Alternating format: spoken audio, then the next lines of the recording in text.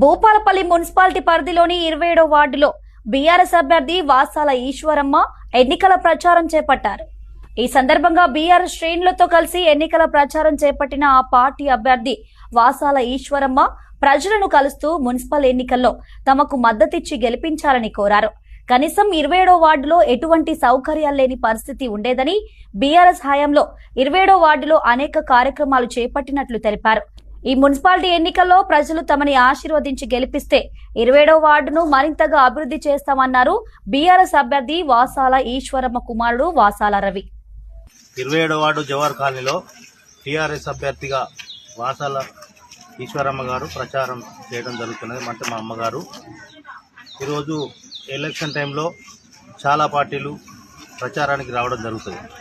కానీ కొన్ని విషయాలు వాస్తవాలు గుర్తుపెట్టుకోవాల్సింది ఏంటంటే, ఇక్కడ చేసిన అభివృద్ధి, జవహర్ కాలనీ చేసిన అభివృద్ధి ఏందో ఒకసారి నేను విన్నవించదలుచుకున్నా.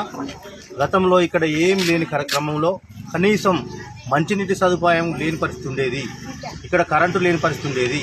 అలాంటి క్రమంలో మేము ఇక్కడ బోరింగ్ వేసి అందరికీ మంచినీటి సదుపాయం కల్పించినాం, కరెంటు స్తంభాలు వేయించినాం, కరెంటు పోల్స్ వేయించి అందరికీ సౌకర్యాలు కల్పించిన పరిస్థితి ఉన్నది.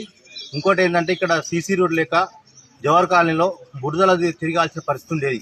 గతంలో టీఆర్ఎస్ గవర్నమెంట్ వచ్చిన తర్వాత ఇక్కడ సీసీ రోడ్లు, డ్రైనేజీలు ప్రతి ఒక్కటి మేము చేయడం జరిగింది.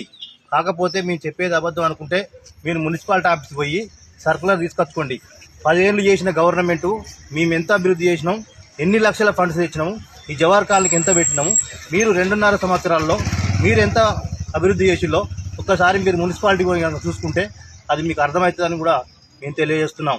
కాబట్టి దయచేసి అందరూ గమనించాల్సిందిగా ఓటర్లందరికీ 27వ వార్డు అందరి ఓటర్లకు మనవి, ఇది ఒక్కసారి మాకు అవకాశం ఇవ్వాల్సిందిగా ధన్యవాదాలు తెలియజేస్తున్నాం.